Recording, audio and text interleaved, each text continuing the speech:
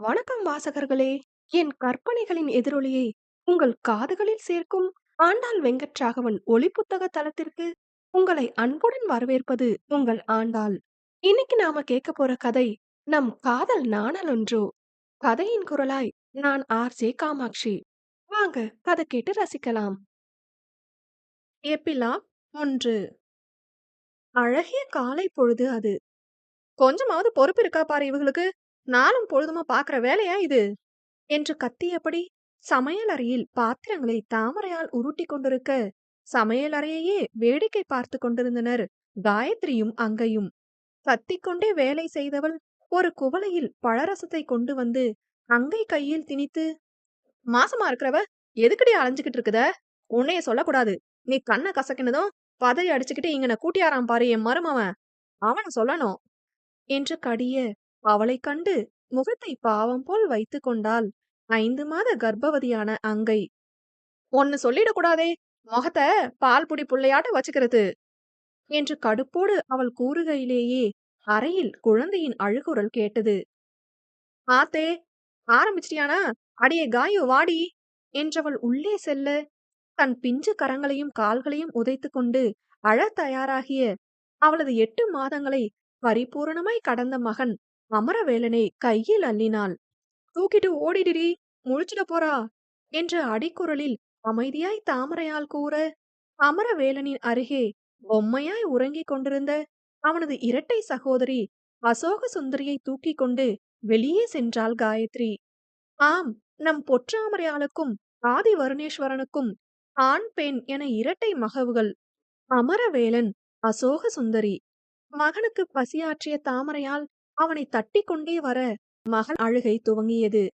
ஆத்தி என்று அவள் நொந்தபடி மகனை கொடுத்து மகளை வாங்க, ஆத்தின்னு புலம்புதீகளா இல்ல ஆதின்னு மாமாவை கூப்பிடுதீகளா என்று அங்கை கேலி செய்தாள். மகளை தட்டிக்கொண்டே திரும்பியவள், அவங்கள கூப்பிடுறதுனாலும் ஆதின்னு கூப்பிட மாட்டேன், ஈஸ்வரன்னு தான் கூப்பிடுவேன், வந்துட்டா கேலி பண்ண என்று விட்டு சென்றாள். மகளுக்கு பசியாற்றி முடித்து உறங்கும் பிஞ்சு குழந்தையின் முகத்தை பார்த்தவள், இப்படியே அப்பனை உரிச்சு வச்சிருக்குது என்று கன்னத்தில் பட்டும் படாமல் முத்தம் கொடுத்தாள். கணவனை எண்ணிய ஏக்கம் மனதில் வந்து போக, உடனே முந்தைய நாள் போட்ட சண்டையும் மனதில் வந்தது. அதில் கோபத்துடன் முறுக்கிக் கொண்டவள் மீண்டும் அவனை மனதோடு அர்ச்சித்தபடி வேலையை பார்த்தாள். அங்கு வீடே பரபரப்பாய் இயங்கிக் கொண்டிருக்க, வக்கணையாய் உண்டு கொண்டிருந்த ஆதியை ஆயாசமும் கோபமும் கலந்து பார்த்து கொண்டிருந்தான் அக்னி. ஏண்டே வெக்கங்கட்ட பயலே என்று அக்னி அழைக்க, எலும்பில் உள்ள மஜ்ஜையை உறிஞ்சியபடியே, சொல்லுடா வருங்கால மானங்கட்ட பயலே என்றான். அவனை ஏகத்துக்கும் முறைத்த அக்னி, என்ன செஞ்சிருக்கன்னு தெரிஞ்சுதான் செஞ்சிருக்கியா என்று கேட்க, ஏன் என்னத்த செஞ்சு புட்டனா என்றான். அக்னி ஏதோ பேச வர, ஏண்டே மாப்பிளைய வந்ததுல இருந்து கடிந்துகிட்டே கிடக்க, உங்க உடுடே என்ற ரணதீரன், அம்மாடி அம்பி, அந்த நல்லி எலும்பு எடுத்து மாப்பிள்ளை இலையில வையி என்று மனைவியிடம் கூற, இதோங்க என்று அவனுக்கு எலும்புகளை அள்ளி வைத்தார். அக்கா அக்கா போதும் போதும் என்று அவன் கூற, போதும்னா எந்திரிச்சு போடே என்று அக்னி கூறினான். டேய், உங்கும்போது என்ன வார்த்தை இது? பல்லுகிள்ளையெல்லாம் கழட்டி புடுவேன் என்றபடி அதிவீரர் வர, பயத்துடன் எழுந்தவன், மன்னிச்சு புடுங்கன என்று விட்டு ஆதியை முறைத்தான். அதில் வந்த சிரிப்பை அடக்கிக் கொண்ட ஆதி, மச்சான் அந்த இறா தொக்கு இப்படி குடு என்க, விஜயலட்சுமி மீன் வறுவலை அவன் இலையில் வைத்து, நல்லா சாப்பிடுங்க தம்பி என்று கூறினார். மடியில வச்சு ஊட்டி விடுறதானே மதினி என்று அக்னி பல்லை கடிக்க, ஏண்டே என் தம்பிக்கு நான் ஊட்டியும் விடுவேன் என்று கூறியவர் ஆதியுடன் ஐஃபை போட்டு கொண்டார். அவன் விருந்தா உங்க வந்திருக்கான் இங்க என்று அக்னி ஆதியை பார்த்து முறைத்தபடி, ஏண்டே பொம்பளை புள்ளையதான் புருஷனோட சண்டை போட்டுக்கிட்டு அம்மா வீட்டுக்கு கிளம்பி போவாக, நீ என்னடான்னா பொண்டாட்டி கூட சண்டைய போட்டுட்டு மாமனார் வீட்டுல வந்து விருந்து உங்கிட்டு கிடக்க என்று பொரிந்தான். உங்க அம்மா தான் சண்டைய போட்டா, சண்டை போட்டா அவளுக்கு தான் கோச்சுக்கிட்டு போக போக்கிட இருக்காமா, எங்க போனாலும் வீட்டுக்கு தானே வந்தாகணும்னு சொன்னா, அதான் நான் போறேன்னு கிளம்பி எங்க வீட்டுக்கு வந்து புட்டேன் என்று ஆதி கூற, அக்னிக்கு எங்காவது முட்டி கொள்ளலாம் போலதான் இருந்தது.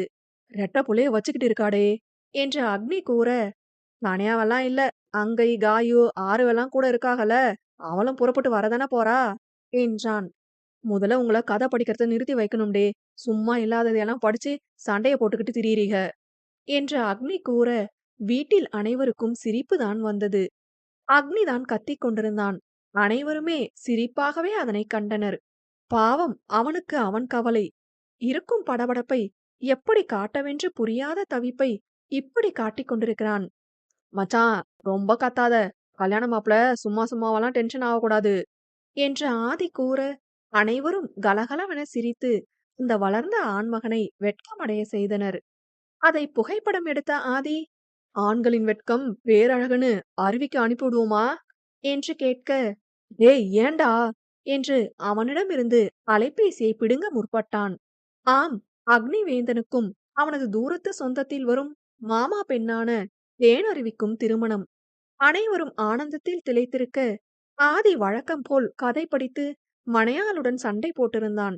சண்டை அப்படி ஒன்றும் பெரிதாக இல்லை. அவன் கிளம்பும்போது, எப்படியும் இங்கதானே வருவீக, பாத்துக்கிடுதேன் என்று மனையாள் கூறியிருக்க, நானும் சண்டை போட்டு என் வீட்டுக்கு போறேன் பாரு என்று கிளம்பி இருந்தான். அவர்களை கூட்டி போகத்தான் ஆருத்ரன் மகுழுந்தை எடுத்துக்கொண்டு மனைவி மற்றும் தங்கையுடன் வந்திருந்தான். ஆதி வேலை முடித்து அப்படியே இங்கு ஊருக்கு வந்து தகவல் கூறியிருக்க, அவனது அசட்டுத்தனத்தில் தாமரையால் தலையில் அடித்துக் கொள்ளாத குறையாக நொந்து போனாள் எனில், உடனிருந்தோர் அவளை கேலி செய்தே ஓட்டினர். நேரம் அத்தனை சந்தோஷமாக செல்ல, அன்று இரவே கோவையிலிருந்து ஆருத்ரன், அங்கை, காயத்ரி, தாமரையால் மற்றும் அவளது இரட்டை குழந்தைகள் வந்திறங்கினர். வந்ததும் காயுவிடமிருந்து தன் மகளை அள்ளிக் கொண்டவனை மகள் தன் பிஞ்சு கைகளால் கன்னம் தட்டி பொக்கை வாய்க்கொண்டு கடித்து தன் அன்பை வெளிப்படுத்த, அதை ஆசையாய் ஏற்றுக்கொண்டவன் மகனை பார்த்து கைகளை நீட்டினான். தத்தை நடையிட்டு அன்னையிடமிருந்து தந்தையிடம் வந்த அந்த பிஞ்சையும் அள்ளிக் கொண்டவன் இருவரையும் முகர்ந்து அவர்களது பால் மணத்தை நுரையீரலெங்கும் நிரப்பிக் கொண்டான். கணவன் செய்களை கண்கள் நிறைய ரசித்த போதும் தாமரையால் அவனை கண்டு கொள்ளாததைப் போல் முறுக்கிக் கொண்டு நகர்ந்திட, பாருடா என நினைத்து சிரித்து கொண்டான்.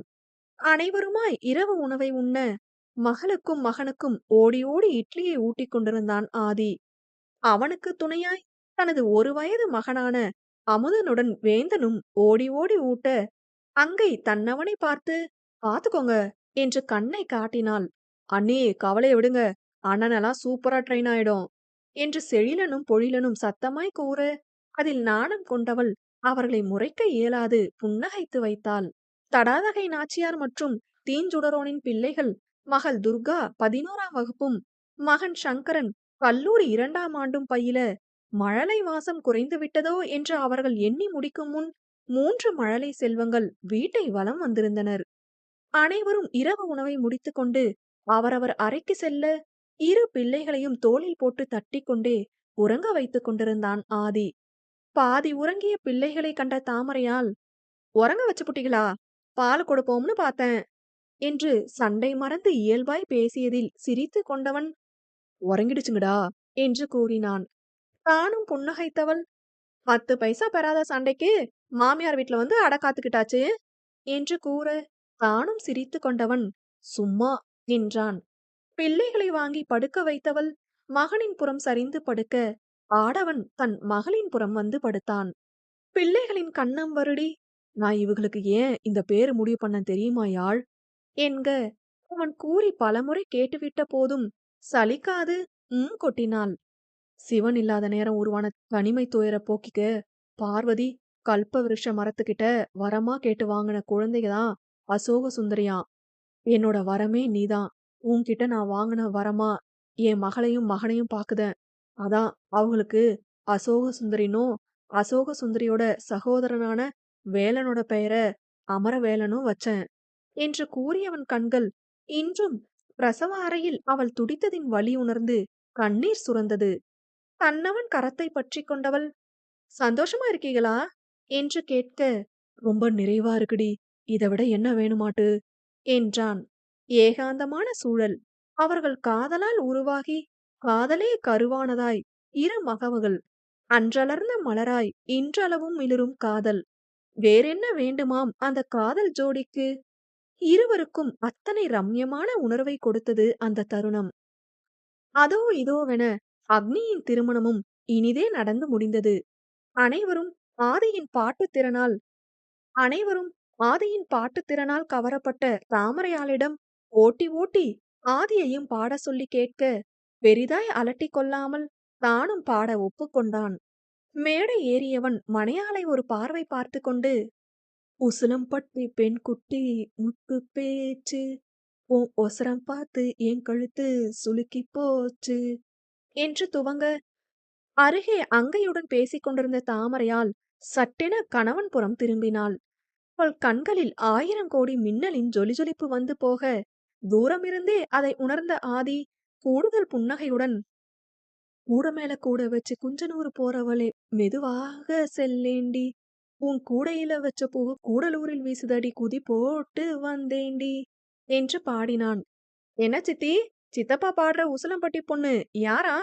என்று அங்கை கேலி செய்ய, "உன் சித்தப்பாக்கு என்னைய விட்டா வேறு யாரடி அவ உசிலம்பட்டி பெண்குட்டியா வரப்போறா?" என்று நாணம் முட்டிய போதும் பெருமையுடன் கூறினாள். பாடலை முழுதுமாய் பாடி முடித்த ஆதியிடம் பிள்ளைகள் வந்து கட்டிக்கொண்டு முத்தம் வைக்க, மற்ற யாவருமே ஆரவாரத்தோடு கைத்தட்டினர்.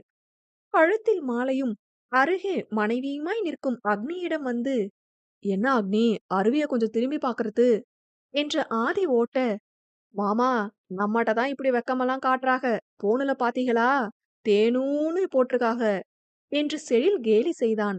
அதில் தேனருவி நாணத்துடன் தன்னவனை நோக்க, அவளுக்கு இணையாய் தானும் வெட்கம் கொண்டவன், "என் பொஞ்சாதிய எப்படியும் கூப்பிடுதேன் போங்கடா" என்றான். "இதோ பாருடா" என்று கூட்டம் மொத்தமும் ஆரவாரமாய் அவனை கேலி செய்திட, இதழ் கடித்து புன்னகைத்தவன் தன்னவள் கரம் பற்றி அவளை நோக்கி புன்னகைத்தான். "சரிடே சரி, இன்னும் நீங்க 2 பேரும் தான் பாக்கி" என்று அக்னி கூற, "கடைசி வரை என்னைய இந்த வீட்ல யாருமே மதிக்கிறது இல்லப்பா" என்று காயு சோகம் போல் கூறினாள்.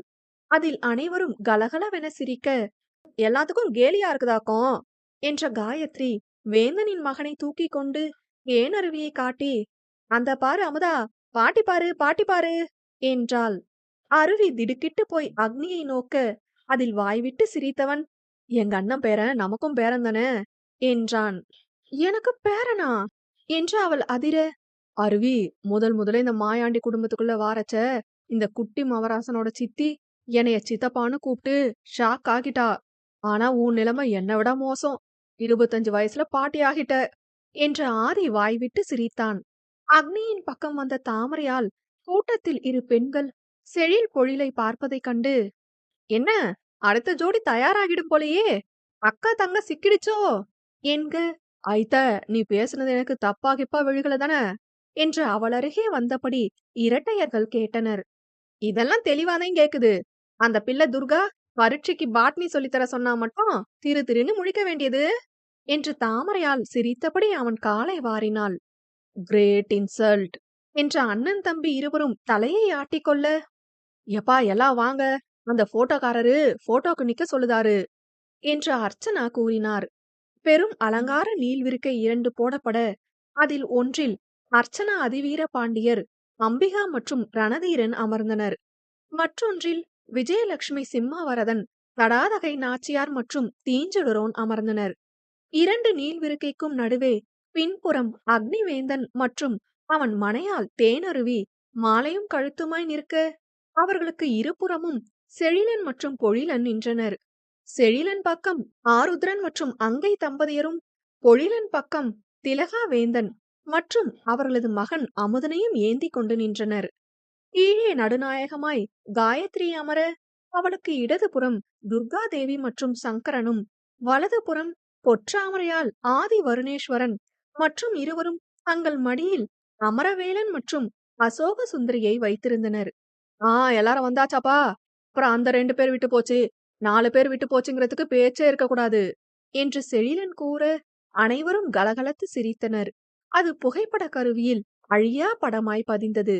படத்தில் பதிந்த அவர்கள் புன்னகை நிஜத்தில் நிலைத்து நின்றிட வேண்டி அவர்களை வாழ்த்தி நாமும் விடை பெறுவோம்.